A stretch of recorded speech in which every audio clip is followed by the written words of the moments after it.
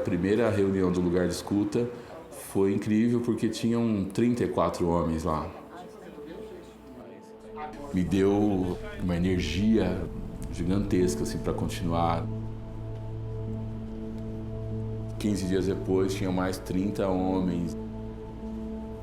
Ribeirão é uma cidade que as pessoas elas se conhecem ou não, tem um conservadorismo. Inicialmente era muito para mim, para que eu pudesse entender como é que eu estava vivendo, né, a minha própria masculinidade. Era um grande laboratório, na verdade. E eu lembro de que em 2020 eu tive um colapso. Eu tive momentos de que eu pensei, puxa vida, eu queria desistir de tudo. Eu queria simplesmente desaparecer. O que eu estou fazendo? Quem sou eu? Eu percebi que eu estava fazendo isso ainda muito centrado em mim, fazendo as coisas sozinho.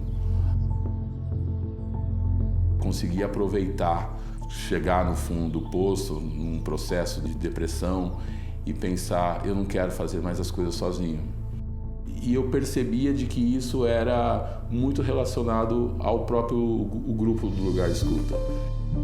Eu peguei tá lá no fundo do poço, quebrado, estilhaçado, começar a me recompor e voltar e falar assim, olha, eu quero ser mais, que esse grupo seja mais colaborativo, mais compartilhado.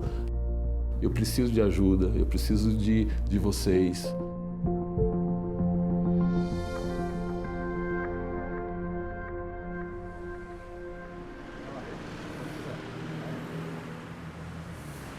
Olá, boa tarde, tudo bem?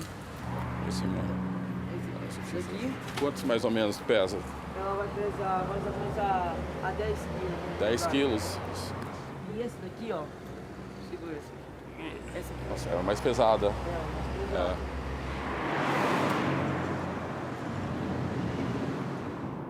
pesada. Boa noite a todos. Hoje nós vamos tratar sobre paternagem, discutir um pouco sobre quais são os caminhos possíveis para uma paternagem ativa. Quem nunca veio no lugar de escuta, além de nós discutirmos sobre masculinidades, nós também discutimos sobre saúde mental, sobre diversidade e principalmente sobre como que a gente se reconhece como sujeito, como ser humano. Todos os sentimentos aqui são bem-vindos. Eu fiquei pensando como é que a gente discute saúde mental materna se a gente, não vivenciar um pouco disso. Nossa Senhora. Por favor. Imagina isso na barriga, cara. Quem vai ficar com esse bebê? Eu acho importantíssimo quando a gente se percebe criando barreiras, criando muros, criando obstáculos nos nossos relacionamentos, seja com o pai, com a mãe, com os irmãos, com filhos. Estou falando aqui sobre os homens, mas eu fiz isso muito tempo, de criar as minhas barreiras, construir os meus muros para que eu ficasse seguro. Mas, na verdade, a gente não está seguro, né? A gente está sozinho. Galera, eu tenho um pai que a vida inteira falou assim pra gente, pra mim e pro meu irmão: vocês querem ter vida boa? A gente não podia nem responder, né? Ele já dava a resposta: não tenham filhos. Isso internalizou na gente a vida inteira. Por outro lado, a minha mãe sempre romantizou completamente a maternidade. Melhor coisa do mundo, a minha vida é vocês, se não fosse você, seu irmão, eu estaria morta. E, cara, o meu pai e minha mãe, eles brigam dentro de mim o tempo todo. Fui conversar com um amigo meu que foi pai bem antes que eu, assim. E eu fui pedir desculpa pra ele. Eu poderia ter sido uma rede de apoio mais ativa, porque quando você não tem conhecimento, você não sabe o que tá passando ali. Um dia um amigo meu falou, cara, mas eu não sei lidar, pegar bebê no colo e tal. Mas comecei a entender isso, que não é necessário isso para você ajudar uma mãe e um pai que estão precisando, ser uma rede de apoio, sabe? Um amigo meu chega lá em casa, o Chaves às vezes vai lá em casa, ele vai direto para a cozinha lavar a louça. Primeira coisa que ele faz. Poder se vulnerabilizar, né, entender que isso não é uma fraqueza, que é só para você olhar para aquilo que você precisa, né, melhorar e se tornar potência, é muito melhor do que você viver exatamente sempre armado. É um tabu falar sobre saúde mental, né? Isso é uma armadura, isso é estar sempre na defesa, né? Eu acabei me sentindo mal, porque como péssimo tio eu fui, entendeu? Eu nunca imaginei que eu poderia ajudar de uma forma dessa, entendeu? Da forma como ele falou? Da forma como ele falou. Aí jogando a culpa na sociedade, para disfarçar um pouquinho, por ser homem, parece que a responsabilidade é jogada para a mulher. Parece não, né? Parece. A minha visão era somente financeira. Somente financeira, no sentido, vou comprar fralda, mas eu lembro que tivesse resumido muito a presentes. E é engraçado que eles me adoram por isso, entendeu? Então, assim, que bom, né? Mas que horrível pra mim, porque eu percebi que eu posso agora, talvez na adolescência dela, nessa propriedade que tá com 12, 13 anos, me responsabilizar por uma coisa que eu deixei de fazer. Eu fui adotado na maternidade, tá ligado? Então, tudo isso que vocês estão falando assim, eu desconheço. Tudo que eu sei, eu aprendi vivendo. Sobre masculinidade, sobre... Particularmente, eu entendo que é sobre pertencimento. Isso, o que me afetou é nesse lugar. Olhando do ponto de vista de quem não tem, cara, eu não tenho uma visão de paternidade nenhuma. Eu tenho a visão dos outros de paternidade. Eu, nessa conexão, não tenho uma figura masculina tão próxima. A figura masculina que eu tenho é: vou jogar bola, vou tomar cerveja, levanta daí, mas é o outro. Então, eu tive 3 irmãos e eu sou o irmão mais velho, então eu ajudei a criar eles. E a maior parte do tempo minha mãe foi mãe solteira. E ela fazia tudo, ela ia trabalhar e era muito difícil. Quando eu tinha 7 anos, nasceu meu primeiro irmão. Minha mãe trabalhava aqui no centro, a gente morava na Vila Virgínia e a gente vinha de moto. Eu e ela, eu com o canguru, com 7 anos, com meu irmão recém-nascido, deixava ele na escolinha e ela ia trabalhar e eu ficava com ela. E eu cresci já com essa responsabilidade. Não foi saudável, nem pra mim, nem pros meus irmãos, muito menos pra minha mãe. E não tem como, né, a gente não espelhar o que aconteceu com a gente. Tipo, hoje, óbvio que eu quero que o meu filho tenha uma vida diferente da minha e uma presença diferente daquilo. Tipo, eu não tive um pai presente, nem financeiramente, muito menos presencialmente.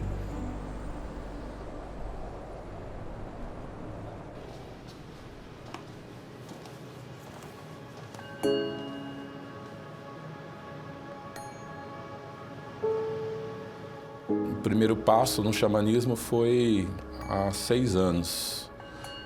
E de lá para cá eu venho estudando mais o que é xamanismo. É um caminho de autoconhecimento, foi mudando a minha vida.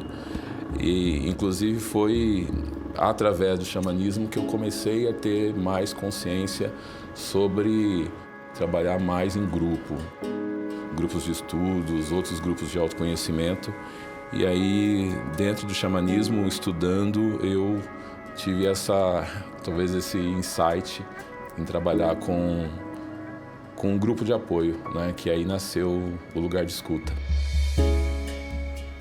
Foi a partir dessas compreensões aí, o xamanismo tem me ajudado bastante a compreender, né? Sobre mim mesmo e também ter esse senso de coletividade. Pelo menos é o que a gente tenta resgatar, né? Das culturas mais originárias, esse senso de comunidade. A maioria dos livros que eu tenho me interessado tem alguma coisa voltada para a comunicação não violenta, né? Eu aumentar um pouco mais o meu letramento racial, né? Tem muita coisa da psicologia e da psicanálise que me interessa bastante, então para que eu entenda como que nós como sujeitos somos constituídos, isso poder fazer de uma forma Eu sempre falo que o grupo é um grupo terapêutico, ele não tem a função de terapia exatamente, né? De fazer uma psicoterapia.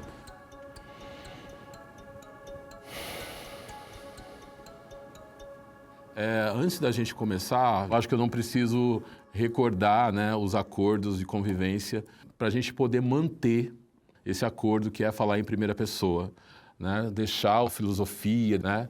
Falar sobre a nossa experiência. É sempre bom reforçar, né, e incentivar que a gente possa sempre estar pensando como é que nós estamos sentindo, como é que as emoções nos apresentam, como é que as coisas nos atravessam, né, para que a gente possa estar sempre, não num estado de alerta constante, mas talvez num estado de consciência. Esse assunto, por exemplo, falar sobre a paternidade, falar sobre afetos, né, entre pais e filhos, eu percebo que eu não lembro, por exemplo, quando é que eu tive um abraço do meu pai, quando eu era adolescente. Meu filho, ele derrubou uma cabeceira que estava na minha casa, que a gente não tinha instalado, derrubou em cima do meu tabuleiro de xadrez, que eu tenho paixão, e eu dei um grito com ele, que ele fez xixi na roupa. Eu dei um grito com ele instintivo, assim. E ele chorou, assim, e fez xixi na roupa de tanto medo que ele ficou de mim. Não tenho o hábito de gritar, nós somos pais separados. Quando eu descobri a gravidez, eu fiquei tão em transe, assim, falei, caramba, e agora, né? Eu preciso me cuidar, porque eu sou alucinado. E eu fui fazer terapia, análise, e hoje, esses movimentos meus, assim, esses descontroles emocionais, eles são cada vez mais raros, assim, muito, muito raros. Eu acho que a paternidade ela é construída no momento que você vive a paternidade. Você é pai sendo pai. A partir do momento que eu me vi pai, eu tive que me construir sendo pai. Nossa, eu sou descontrolado, eu preciso fazer terapia. E hoje, esses deslizes comportamentais, essa agressividade, eu não acho que ele está resolvido, mas eu acho que se ele acontecia uma vez por mês ou a cada 2 semanas, talvez ele aconteça uma vez por ano, uma vez a cada 2 anos, ou uma vez a cada 6 meses. Ele se torna mais espaçado. Ele acontece nesse processo. É isso. Meu nome é Marcelo. Ainda não sou pai, mas eu fico flertando, fantasiando muito com essa posição de paternidade, com afilhados, com os filhos dos outros, né? Com os filhos dos outros. Então, é aquela, né? Na hora que chora a criança, você já devolve, porque...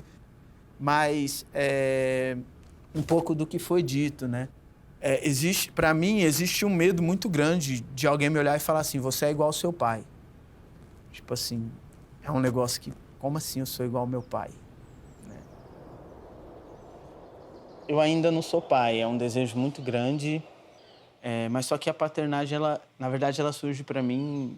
É complexo, enquanto homem negro, falar isso, porque às vezes eu reforço alguns estereótipos que já está dado para os homens negros, que é a questão da ausência paterna. Mas, enfim, acho que foi o que aconteceu comigo. Eu lembro que na escola, toda vez que eu tinha que assinar alguma coisa com o nome da mãe, do pai, era sempre um tabu para mim, porque eu tinha que ficar inventando nomes, né? Tinha que ficar colocando o nome de outras pessoas para não deixar a ausência ali presente. E aí eu conheci meu pai com 20 anos, 21 anos, enfim, depois de um longo processo. E aí tem, né, aquele ideal do que é paternagem enquanto filho, e aí tem a realidade, que é eu encontrando um pai real, assim, um pai cheio de problemas, um pai também que sonha muito, um pai muito brincalhão. Meu pai é muito brincalhão, né? Ele faz muita piada, e de, né, lidar com isso um pouco, com o que eu idealizei, o que me faltou, o que eu tenho, como que eu trabalho com o pai que eu tenho. Eu estudo na Universidade de São Paulo, eu moro dentro da Universidade de São Paulo, no campus de Ribeirão Preto. Eu sou doutorando num programa de enfermagem e saúde pública da Escola de Enfermagem da USP. Então, a ideia da minha tese é trabalhar um pouco, pesquisar sobre as correlações entre a transformação na política de saúde e os indicadores de saúde da população negra, necropolítica, algumas coisas assim. E aí tem isso, a expectativa de que quando eu for pai, né? Eu sei que é impossível, né? É uma fantasia, assim, no sentido de compreender que eu vou conseguir ser o melhor pai do mundo, mas algum tipo de pai ou algum pai eu vou ser, né? Eu não sei o que é ser pai, mas eu acho que como muitos de nós aqui, talvez eu sei o pai que eu não quero ser, por causa do pai que eu tive em casa, ou o pai que, no caso, eu não tive em casa. E eu demorei muito tempo para superar isso. Acho que superei, né? Sempre falo que a armadilha é sentir-se pronto. Eu acho que a gente nunca tá pronto mesmo. Vira e mexe, eu me pego sendo escroto na minha relação, na minha casa, e por isso estamos aqui e continuaremos aqui, né? Nunca estaremos prontos. Mas é real, assim, e aí eu fico pensando o pai que eu quero ser pelo pai que eu sei que eu não quero ser, porque eu quero ser pai, se eu já sei. E aí eu fico sem saída. Frequentemente eu falo pra caramba e eu chego aqui e eu falo assim, não tenho saída, mas é aqui que eu sou. E é isso aí, né? Talvez falando aqui e levando pra terapia e acho que principalmente deixando que isso seja um plano e uma estratégia minha, mas levando pra minha casa com a minha companheira. Que pra mim é um bagulho muito difícil. É um bagulho muito difícil não ser o sabedor. Não ser o cara que chega em casa com a resposta do problema. Que esse é o padrão de paternidade que eu tive, né? Homens resolvem problemas. Porque ao fim e ao cabo é isso, né, mano? Não é um projeto meu, não tem que ser um projeto dela, tem que ser um projeto nosso, né? Pra mim o caminho hoje tá nisso. Em partilhar com a minha companheira do mesmo jeito que eu gostaria que ela partilhasse as aflições e as dores dela, as minhas aflições e as minhas dores, para ver se coletivamente a gente constrói algo. Valeu aí pela escuta. Beleza. Obrigado. Eu tenho 2 filhos, né? Assim, foram experiências diferentes, com crises e coisas positivas. Dessas 2 experiências, assim, para mim ficou muito claro que um casal não é suficiente para cuidar de uma criança, assim, né? E minha primeira filha nasceu em São Paulo e lá a gente não tinha parente. Em São Paulo também você tem amigos, mas ninguém se visita, né? Assim, então foi sozinho, assim. Foram 2 anos cuidando dela sozinhos. É muito, muito difícil, assim. E aí veio essa compreensão, né? Acho que era uma compreensão, um pedido de socorro, né? Assim, gente, não dá para cuidar. Eu estava falando, me lembrei daquele provérbio, acho que é um provérbio africano, que fala que para criar uma criança precisa de uma aldeia. Essa aldeia, né, ela é formada também por mais mulheres, né? E aí, como que o homem ele é inserido, né? Ele precisa estar inserido também nesse cuidado. Acho que não temos uma aldeia de homens que cuidam. Ainda não temos, né? Não temos.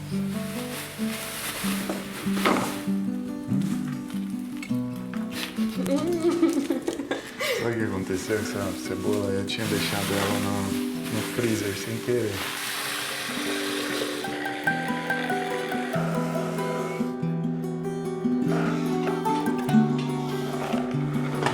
Opa! Nossa, voou na parede.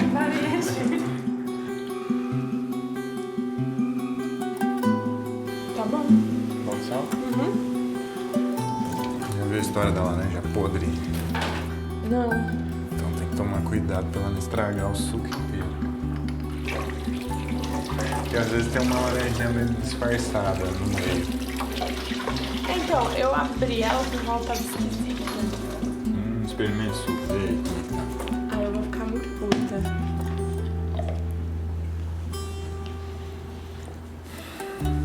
Tá bom. Tá, normal?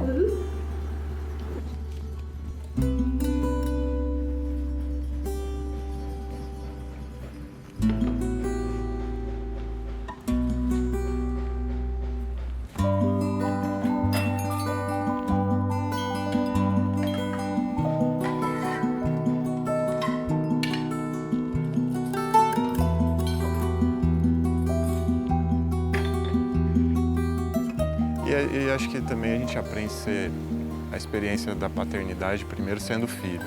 Então, muitos homens não têm a presença do pai ou não têm a presença afetiva, né? Às vezes o pai está ali, mas afetivamente, eu sei que o meu avô não conseguiu transferir essa afetividade, essa sensibilidade para o meu pai, e da mesma forma ele não teve esses recursos para me passar e até a gente já conversou sobre isso, né? Que o lugar de escuta me fez olhar para isso. Que às vezes eu queria receber um carinho da minha filha, mas quando eu olhei para o que eu oferecia, eu percebi que era muito pouco. Então ela não poderia me retornar algo que eu não conseguia dar para ela, né? Eu me lembro que na minha adolescência meus pais não me entendiam. Eles queriam ajudar, mas não conseguiam. Eu encontro muito Fausto, né? E a gente conversa frequentemente sobre várias coisas e sobre masculinidade. Me incentivou a buscar mais conversas com você. Aquele momento que estava difícil, né? Nossa, no começo, quando você começou a tentar conversar comigo mais, foi muito estranho. Não conseguia. Mas deu certo. Deu. Deu? Deu. O começo foi meio torto, mas normal. Ah, mas é torto mesmo. É. Aí eu tinha muito uma coisa de, tipo, eu não preciso falar com você, sabe? Eu te falei que eu era assim, né? Aham. Eu pensei, como que eu faço pra... Você tava com dificuldade para se expressar comigo. E eu queria te escutar. Você não queria falar muito. Então eu vou falar de mim pra você. Acho que você pode me enxergar um pouco também. Sim. Eu sei que dá raiva. Deu muita raiva. Pra mim era difícil também. Uhum. Eu sentia raiva também. Não de você. Você acha que quando a gente tá desconfortável com uma situação, esse sentimento aparece, né? Também não era uma raiva, tipo, de você, era da situação, tipo, por que isso tá acontecendo?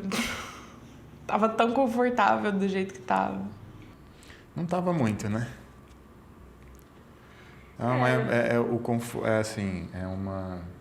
conforto, tipo, não mexe aqui, que isso tem dor, que isso faz vir à tona situações difíceis, pensar sobre isso, sentir.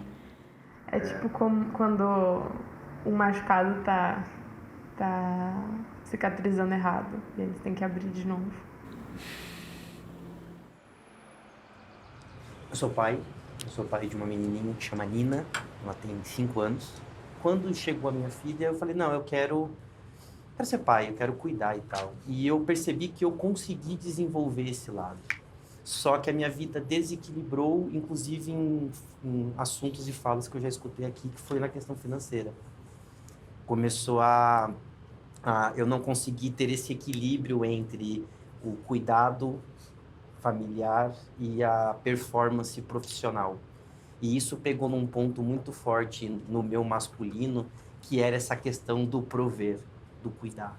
Isso foi muito difícil para mim. É um desafio diário você ser pai hoje e principalmente você buscar ser esse pai, que eu nem sabia que existia essa palavra, Fausto, que é essa paternagem, né? É algo muito novo para mim. Mas eu fiquei com alguns pontos que é o fato... E as mulheres que também trabalham e são mães. Aí vinha daquele lugar que eu já escutei, eu já falei muitas vezes, que não, mas é que as mulheres são múltiplas mesmo, né? O homem só consegue fazer uma coisa de cada vez. Eu consigo ver, no caso, a minha esposa e ela, olhando de fora, eu percebo que ela consegue performar também, né? A profissional que ela é, mais os cuidados maternos. Isso me faz refletir de que a gente tem algo a percorrer ainda, sabe? A gente tem que andar muito. Boa noite para todo mundo. Meu nome é Douglas. Meu pai foi sempre presente em casa. Mesmo que não conversasse muito, mesmo que a gente não trocasse muita informação, mas sempre que eu preciso ele tá lá. Isso me moldou, talvez, um pouco para o pai que eu sou hoje. Então, Desde 2016 eu sou pai e eu sempre prezei em ser realmente um pai e não só o pai de Instagram, né? Compartilhar com a minha companheira a carga mental, mesmo tendo consciência ainda hoje que ela ainda tem uma carga mental maior do que a minha, ela ainda se preocupa mais. Eu estou tentando entender melhor, aprender isso, talvez.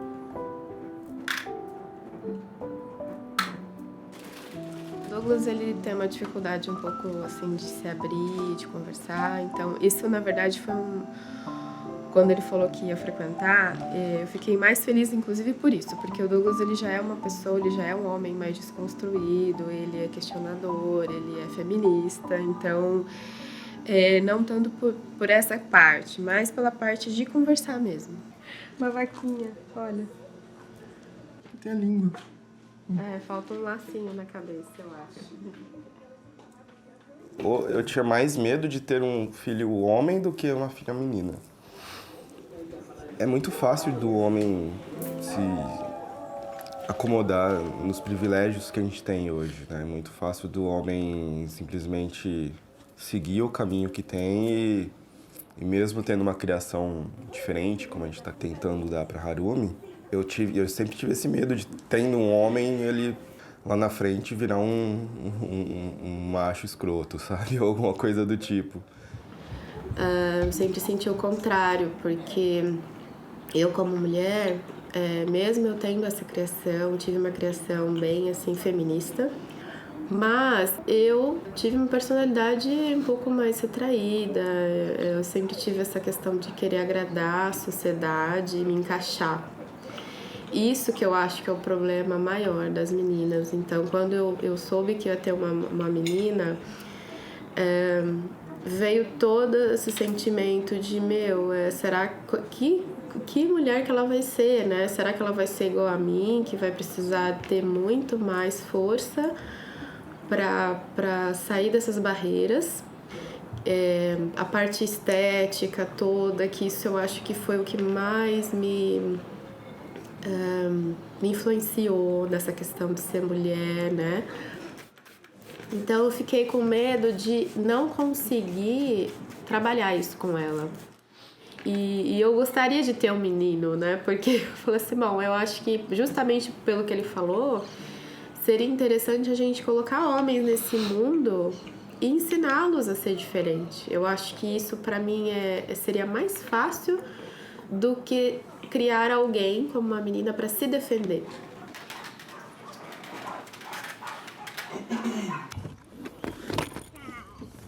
Tchau, meu amor. Boa viagem, tá bom?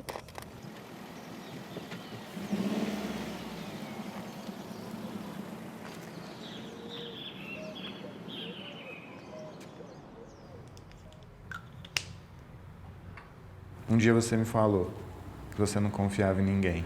Uhum. Lembra que eu chorei? Nossa, claro que eu lembro. Mas depois eu pensei, você só poderia falar que você não confia em ninguém para uma pessoa que você confia. O que você acha? Não sei. Não é uma não confiar totalmente. Eu não consigo confiar totalmente em alguém. Sempre tem um pezinho atrás. Mas das pessoas da minha vida, você é uma das pessoas que eu mais confio.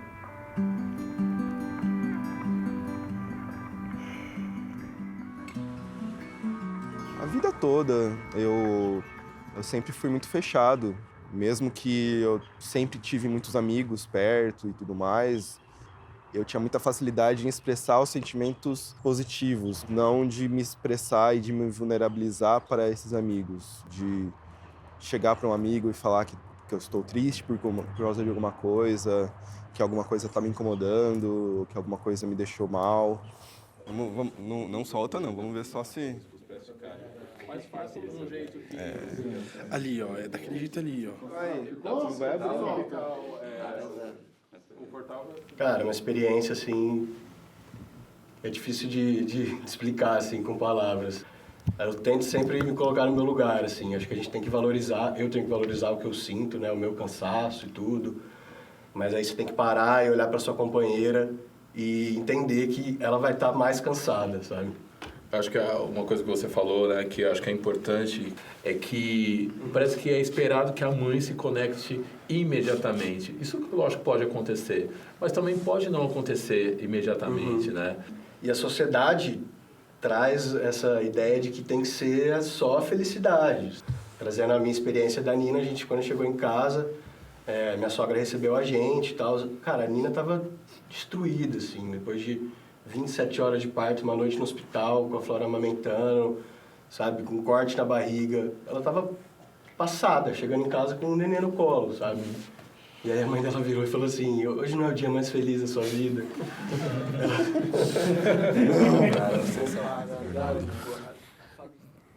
Gostaria de falar aí sobre...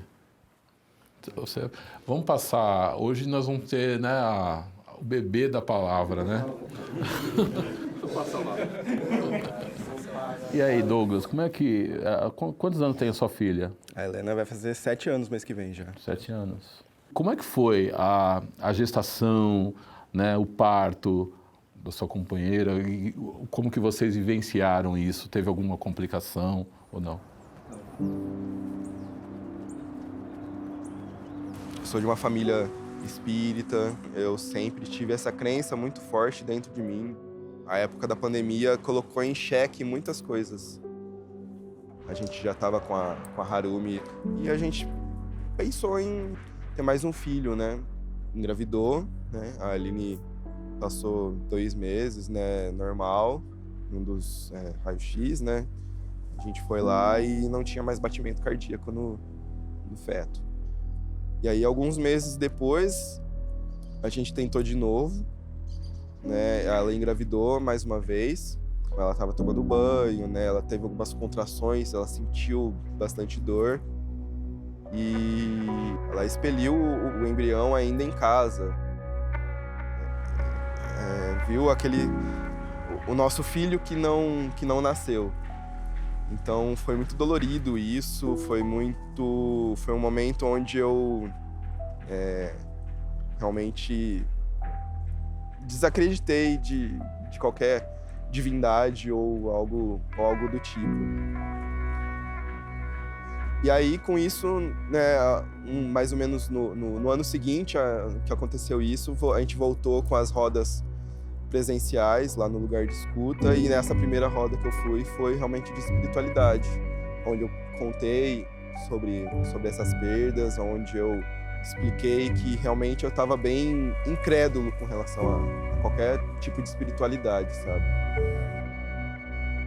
E tô tentando me encontrar até hoje, mas o lugar de escuta foi muito importante principalmente para eu colocar isso para fora nessa época.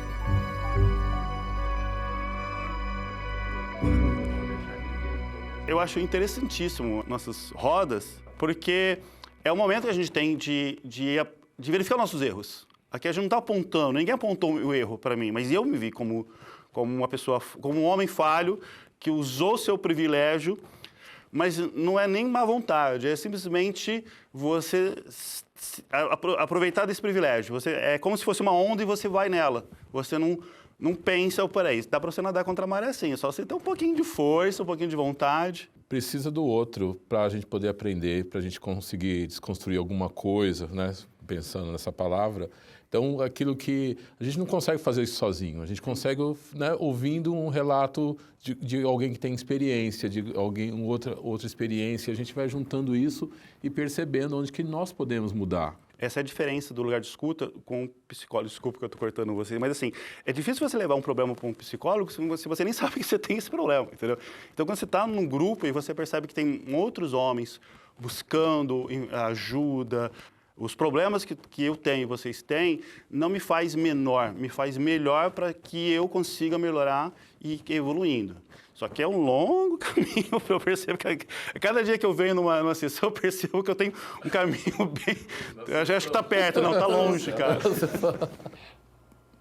Eu não tenho nenhuma pretensão, né, de salvar alguém, talvez eu esteja salvando a mim mesmo sempre, mas eu acho que quando nós nos juntamos coletivamente e conseguimos discutir problemas que estão relacionados, né, com esse machismo, com essa masculinidade hegemônica que pode levar cada um de nós a um adoecimento, né, a cometer violências, eu acho que tende a ter um resultado positivo, mesmo que ele seja doloroso.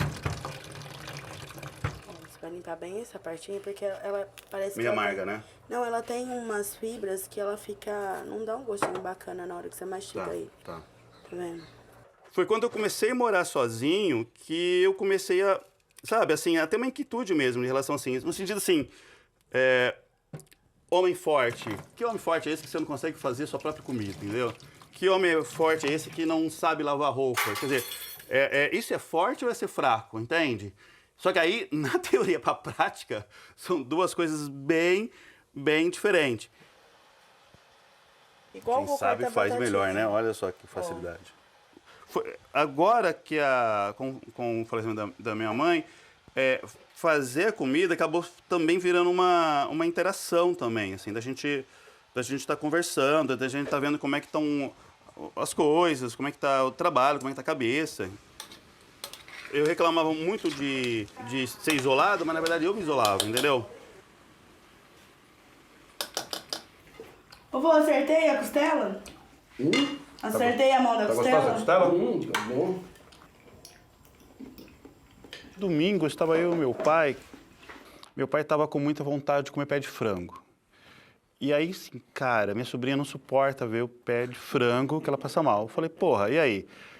Faço tanto trabalho de masculinidade, por que eu não entro nessa história? E lá vou eu fazer esse pé de frango com ele. Saiu o almoço saiu 2h30 da tarde, mas saiu bom, pelo menos. E aí, do nada, ele me solta, assim, sabe? Assim, nossa, eu gosto muito de você.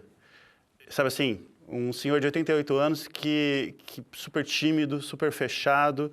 Aí, lógico que eu acabei me emocionando um pouco, acabei conseguindo falar que gostava muito dele. Eu acho que não faz muito tempo aqui no Lugar de Escuta que você falou que talvez demoraria para o seu pai falar sim. Que te amava, né? E olha só, aconteceu. Porque eu cedi, eu me abri, eu me propus fazer alguma coisa, entende? O muro estava em mim, e não nas pessoas, e não no meu pai. Então bastou eu quebrar esse muro e fazer uma coisa simples. Demorou, dá um trampo fazer esses pés aí que você não tem ideia, entendeu? Mas saiu, e foi.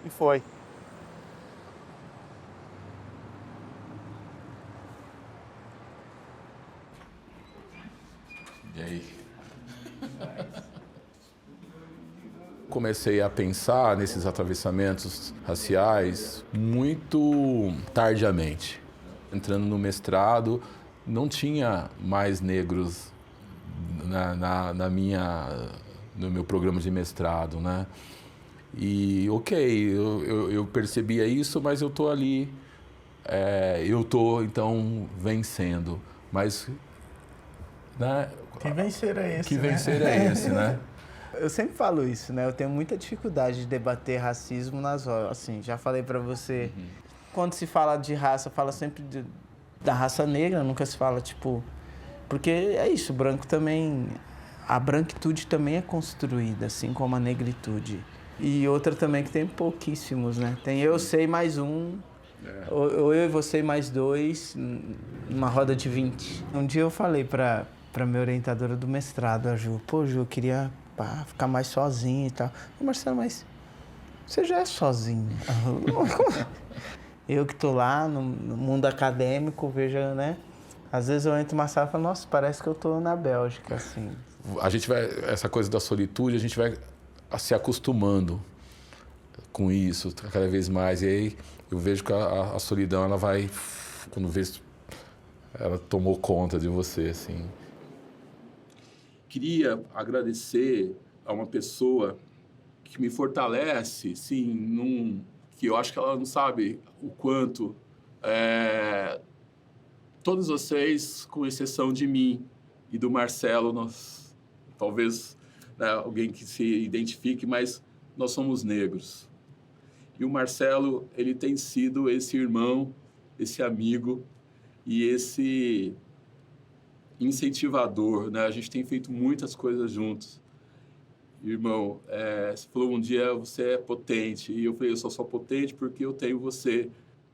E aí eu queria que nós cantássemos parabéns, porque hoje é aniversário do Marcelo, né? Então, parabéns. Eu entro no lugar de escuta talvez para responder a alguma questão minha de querer discutir masculinidade negra, né? E aí a gente fez até, né, nesses 3 anos e meio de lugar de escuta, a gente fez muitas rodas de debate só com homens negros. E aí a gente tenta fazer essa discussão, mas mais legal é quando a gente sai do espaço central de Ribeirão Preto, de uma roda de homens privilegiados, e aí a gente consegue ir para outros locais.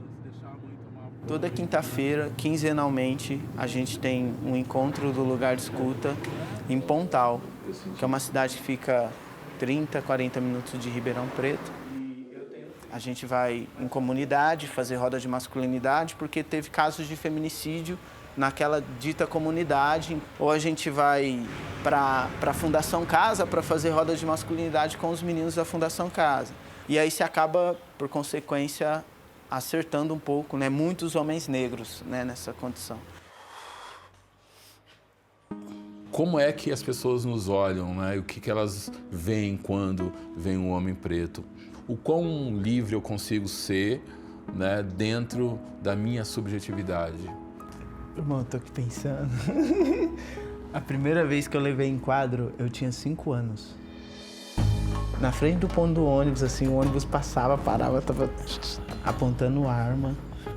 Essa questão, por exemplo, da masculinidade negra e da construção de como a raça faz eu me construir homem negro, eu acho que, assim, eu revisito minha infância, assim. Eu revisito os cuidados da minha bisavó em eu ter um documento quando eu saio de casa. Eu fui criado para ser homem. Mas eu não fui criado para ser só um homem, eu fui criado para ser um homem negro.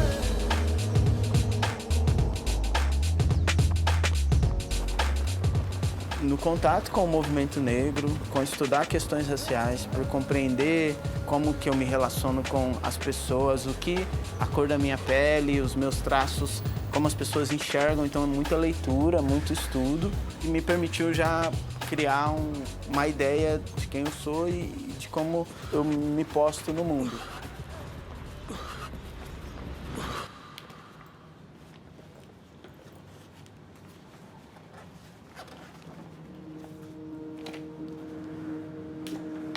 A minha relação com a minha mãe hoje talvez, nesse momento, eu esteja realmente fazendo um corte mesmo do cordão umbilical com a minha mãe. Confesso que eu tenho conversado menos com ela do que eu deveria, mas ela é a pessoa que eu mais amo no mundo. Chegamos.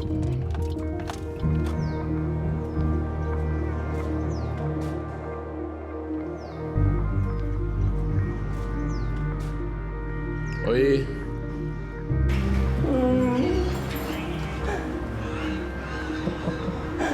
Tudo bem? Tudo bem, querida. E você? Tô melhor agora. Você perto de mim.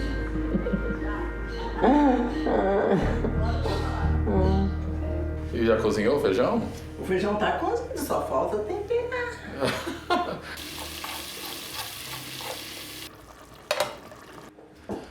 Comer o feijão da minha mãe me traz muita memória afetiva, né? E quando a gente está falando, né, de masculinidades, eu acho que tem sempre essa questão do cuidado que a mulher exerce, né, dentro da família. A minha mãe sempre foi uma mulher que incentivou muito na educação, né, tanto minha quanto da minha irmã. Eu, por exemplo, não estudei. Eu posso falar que eu sou analfabeta porque no sítio eu fiz só o 3º ano, né? Então é isso aí. Então eu queria que a irmã dele estudasse, fizesse alguma coisa de importante para a vida, né? Você lembra que eu vim, né, chorar no seu colo, procurar ajuda, né, por um cansaço extremo, por uma tristeza, uma depressão, Isso, foi. né, que já era isso, né? Eu já não estava conseguindo fazer, né, muita coisa que não estava, né, de acordo com o que eu queria fazer, não é? E aí eu vim aqui como hoje, eu estou voltando de novo para esse colo, né? Voltando para esse ninho. Faz 6 meses, né, que nós tínhamos visto pela última vez. Mas é de onde eu tiro força, da onde eu consigo ter, né, exemplo de resiliência, né, exemplo de alguém com coragem. Ela é esse ponto central da nossa família.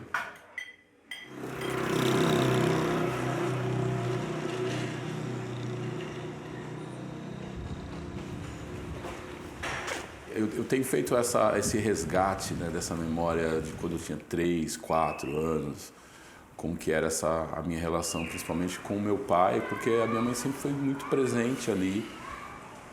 A Alde Melo Senra foi a minha primeira escola.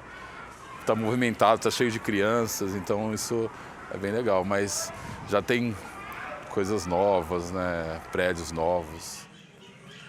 Meu pai era um homem de tocar violão, rodas e bebia.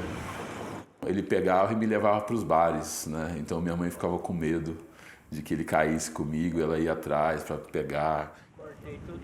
Com o meu crescimento, ali aos 11 anos, eu já comecei a ter um estranhamento com meu pai, porque ele bebia demais. Eu lembro que uma vez eu falei assim, hoje eu não tenho pai. Eu fiquei dos 11 aos 22 anos sem conversar com meu pai. Aqui, né, nessa rua, ali não existe mais, né, mas era um bar, né, onde meu pai frequentava bastante aqui. E às vezes vir aqui para comprar alguma coisa para minha mãe, meu pai está aqui, né. E isso foi, para mim, durante algum tempo, foi um motivo de vergonha, de não aceitação, sabe, quando eu comecei a crescer e comecei a perceber isso, né, já faz 25 anos que ele se foi, então, de fato, hoje eu acho que aquela não aceitação e todas as coisas, eu queria ser alegre, né, ter um sorriso largo como o dele, poder fazer amigos como ele fazia, né, eu fui compreender isso depois, né, fui ter consciência disso depois. Faz muitos anos que eu não vejo esse quadro. Extremamente bonito, sim. Eu vejo que eu tenho a sobrancelha da minha mãe, né? Essa coisa da minha mãe, o olho puxadinho da minha mãe. Mas tem coisas do meu pai, a boca mais larga, assim, é do meu pai, o nariz, né? Também do meu pai. Meu pai e minha mãe.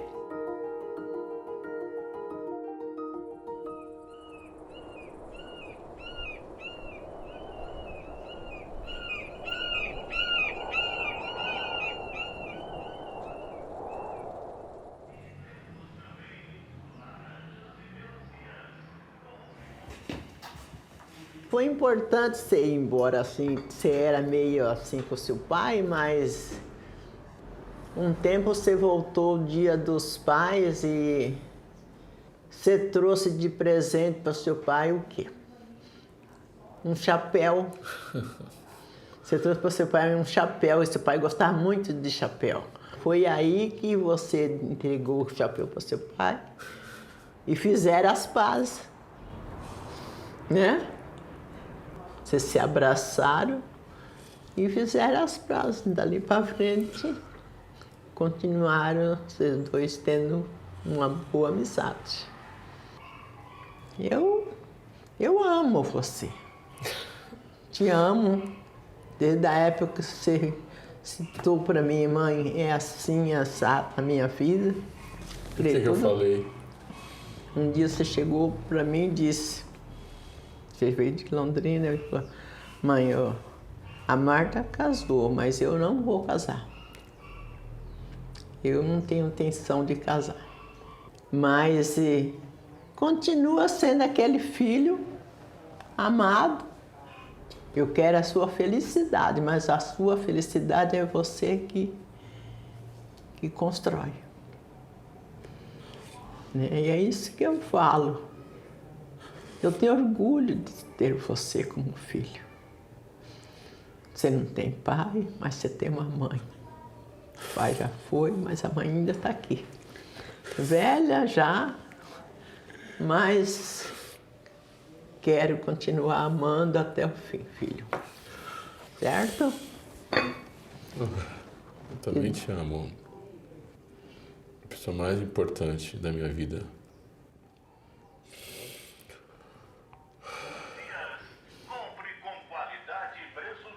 A consciência, quando chega, ela vem porque chegou uma conta. Chegou uma conta alta para a gente pagar. Então, ela nunca é um processo rápido, nunca é um processo que tem uma solução, porque precisa de refletir sobre isso, precisa se entender, precisa se conhecer, se vulnerabilizar e sair do seu castelo, da sua muralha, para você poder chegar nos outros e você deixar que as outras pessoas cheguem até você.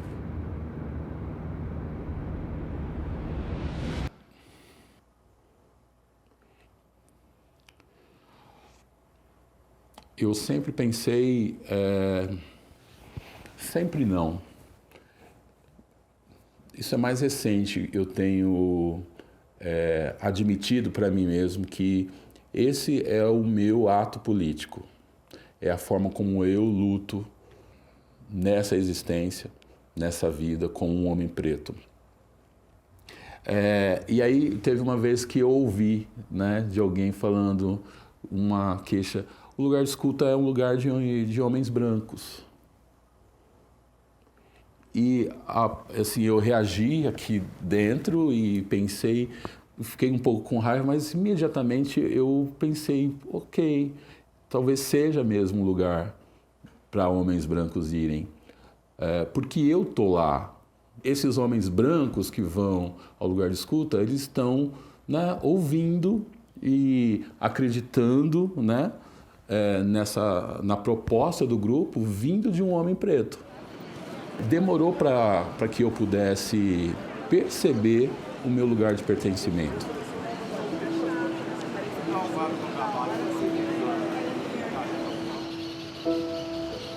Eu tenho isso, como é que eu olho para o mundo? Como é que eu respiro o mundo? Eu quero colocar cada vez mais a minha voz no mundo. Eu, como um homem preto, ou afetivo, aos 50 anos, que ficou muito tempo, né, com a voz abafada. Então, eu quero que o lugar de escuta chegue no Brasil todo. Eu quero que a gente ultrapasse outras fronteiras. Eu quero que as pessoas conheçam o que é uma roda reflexiva. Já ouviu essa história que homem não chora? Homem tem que ser aquele cara forte o tempo todo, que homem não precisa pedir ajuda. Já ouviu isso? Perceba o cabelo da professora, perceba o seu cabelo. Tudo bem? Olha só, né? Só perceba isso. O que é que faz você ser tão diferente e você ser tão igual a essa pessoa que está na sua frente? Tudo bem? Coragem.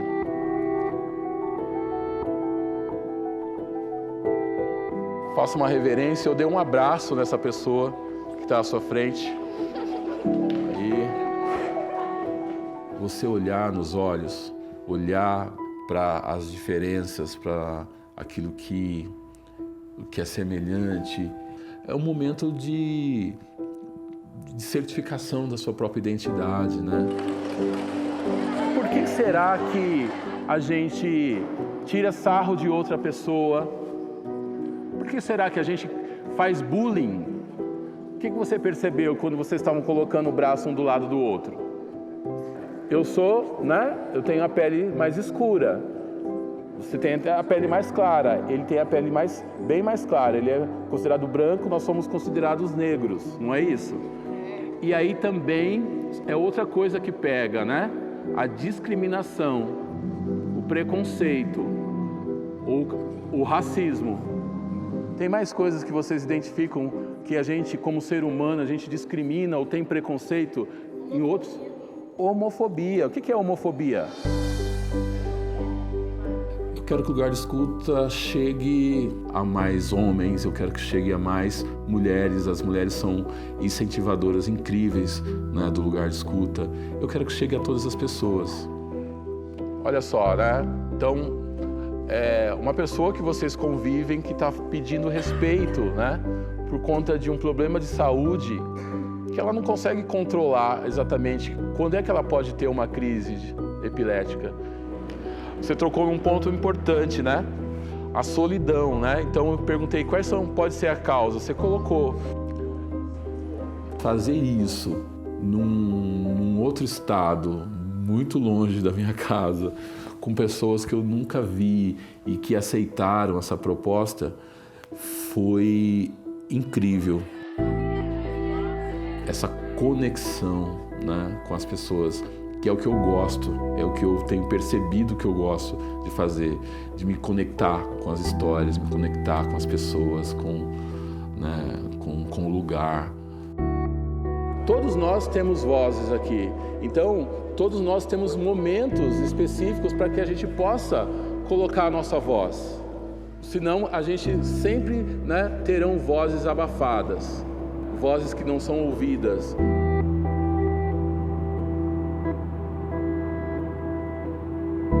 Então acho que o lugar de escuta tenta colocar a luz, né, nesses lugares que nós eventualmente não olhamos porque está sempre muito escuro e que o mundo tem colocado, né, esse questionamento. Então não tem uma pergunta acabada ou uma resposta final, mas tem um caminho. Quais são os caminhos possíveis para que a gente possa ter uma masculinidade saudável, para que a gente possa sair dessa masculinidade frágil e assumir as nossas fragilidades, as nossas vulnerabilidades. No tempo de que cada um precisa, mas não dá para ficar mais no mesmo lugar.